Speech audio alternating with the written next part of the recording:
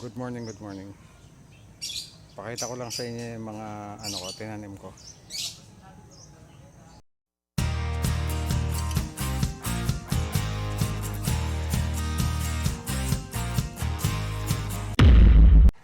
Ayan yung talbos ng kamote ko, oh. Masyado na silang makapal. Tapos nagtanim ako ng okra. Ayan, oh. Bawing-bawi na sila. Nalagyan ko na rin ng abono yung mga yan. Ayan, lalaki na ng ng dahon nila. Tapos yung papaya ko, ayan, oh. Maraming maraming bunga. Bonsai siya. Tapos nilagyan ko ng sako para sa ganun hindi maato. Dito may papaya din ako, namumunga na rin sila. Ayan, oh. Tapos ito pa rin yung papaya na namumunga. Ganda, no? Liit lang nila pero may bunga na. Tapos sili, kamatis, namumunga na rin. Ayan, yung may okra din dito, bawing-bawi na. Siling panigang. Okra, siling panigang. Ayan ang aking mga kapayang malulot. Ayan, sili din yan. Kalat-kalat sila. Ayan, siling panigang. Ayan, papaya.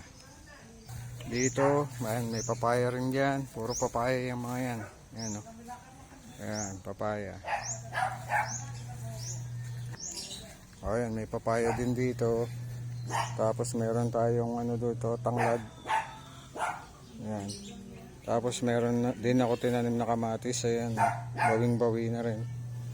Tapos siling panigang din yan. Dami nila, ayan.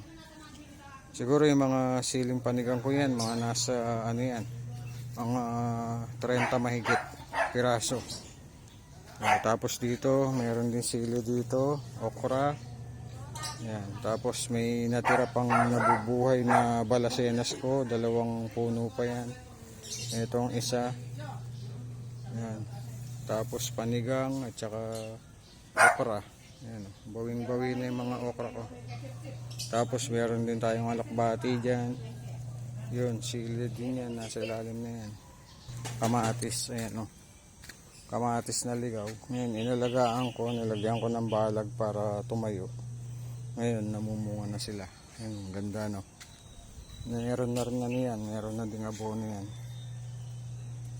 Ayan, oh. Ganda ng bunga. Diba? Sana yung mga kamatis din dun, ganyan din ang kalalabasan niya. Dito po, kung yung mga naghahanap ng dito, ng mga pansit-pansitan, meron din dito. Ayan, oh. Ayan, pansit-pansitan, ang dami. Yung iba maliliit pa. Pero itong mga to, malabong na sila. Doon sa may flower box, meron ding doon, sili at saka okra. Siguro mga nasa 10 sili yung mga nandun at saka mahigit 10 na okra yung nilagay ko rin doon. Pakita ko na lang sa susunod na video ko. Thank you for watching.